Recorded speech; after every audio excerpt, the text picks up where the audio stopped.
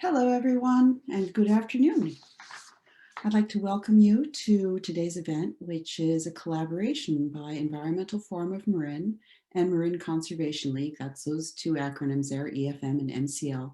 The event is Pathways to Decarbonization, How We Get From Here to There. So we've been gathering questions from the Q&A, and Kate Sears has been assembling some on her own research. So here to moderate our discussion is Kate Sears, the recently retired member of the Marin Board of Supervisors and a longtime proponent of green power and environmental action. So Kate, first of all, thank you so much for a decade of service to the people of Marin. We really appreciate it. And we are delighted to have you moderate the discussion. I think you need to unmute. And how would you like to start?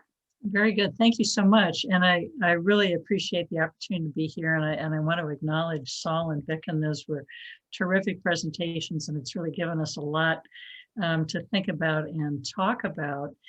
After years of effort to encourage action and a sense of urgency, and after a lot of talk about the need for innovation and the complexity of the challenges we face, and after many discouraging conversations about our financing challenges, it really feels to me, despite some of the discouraging things that have come up in these presentations that we're going to talk about, but it really does feel to me that we're truly at a pivot point in terms of policy, technology, and social awareness, at least at a high level, recognizing that at an individual level, there's still a lot to do.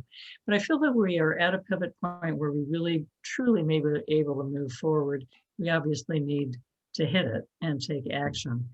All of us in California with the wildfires in recent years and the power shutoffs have become much more aware than we once were about the vulnerability of our grid and the vulnerability of our society, and really the need to take action.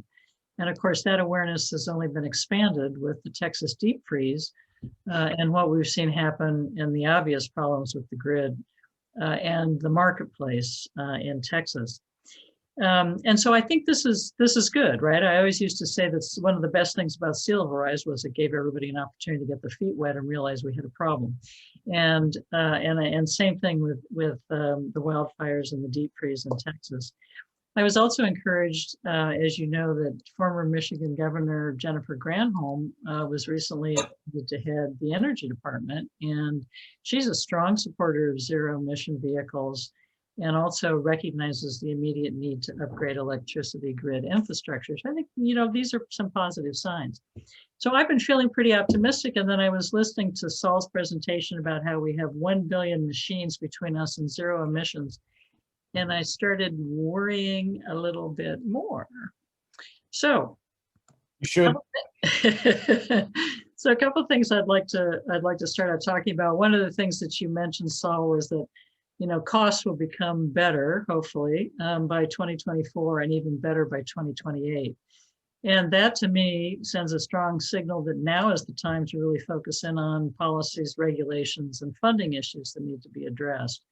And so I know in the work that you're doing with Rewiring America, if financial incentives and funding opportunities are an important part of that piece. And I wonder if you could talk a little bit about that.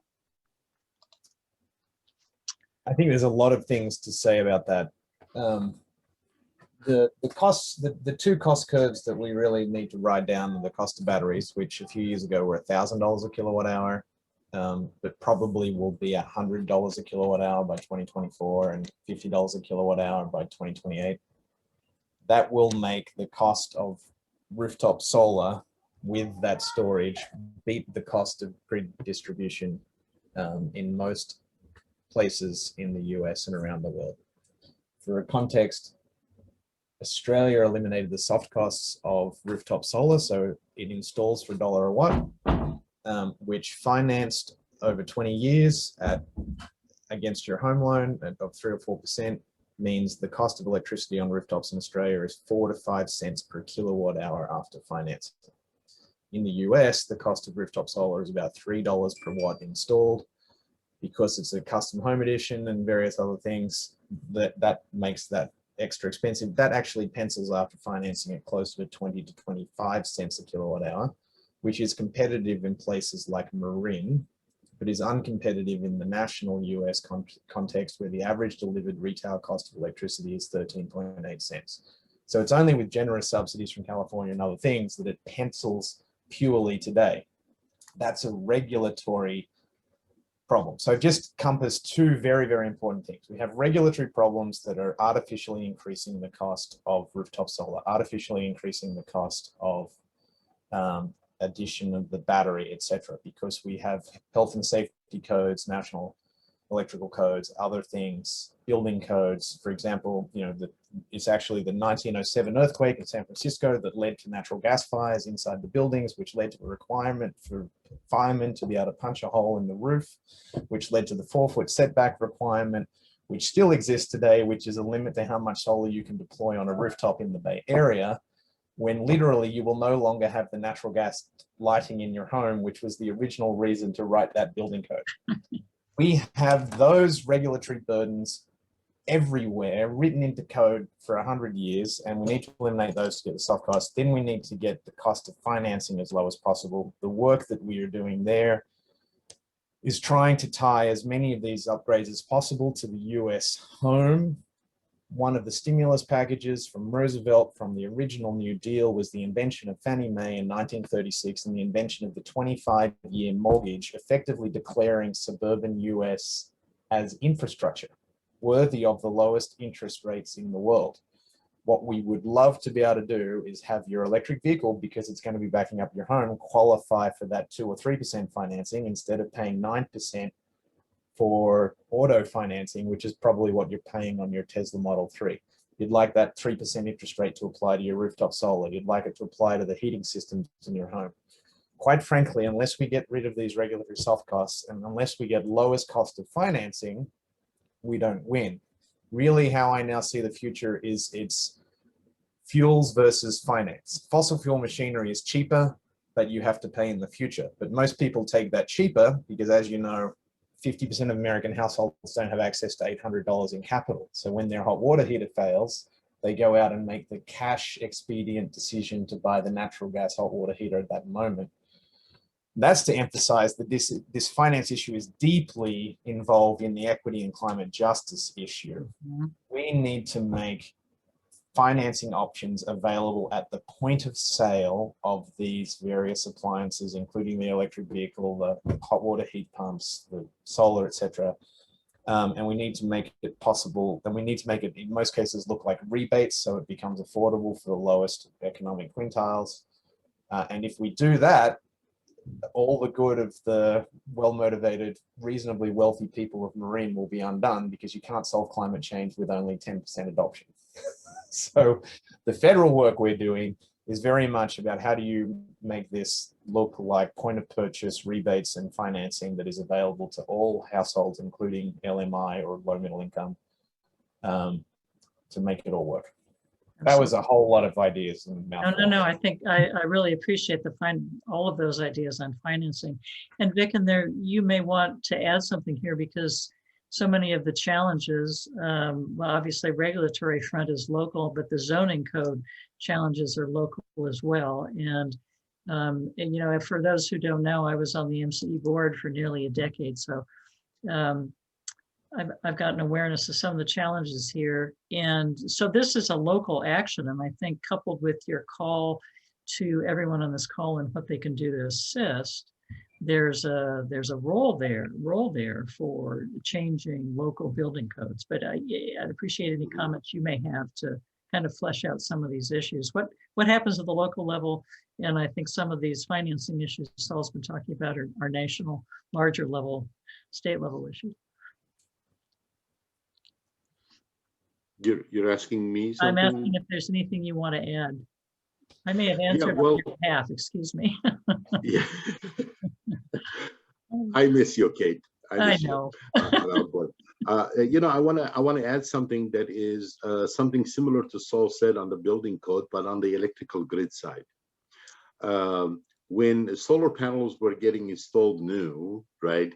The investor-owned utilities, they wanted to be cautious about the backflow from solar rooftop, and they did not want to hurt anybody, right? And well, 30 years plus have gone since then, and we have thousands of megawatts, right, in the system. Like in our footprint alone, we have almost more than 350 megawatts of solar rooftop, about 43,000 rooftops in our footprint. It's one of the heaviest solar rooftop CCA in California.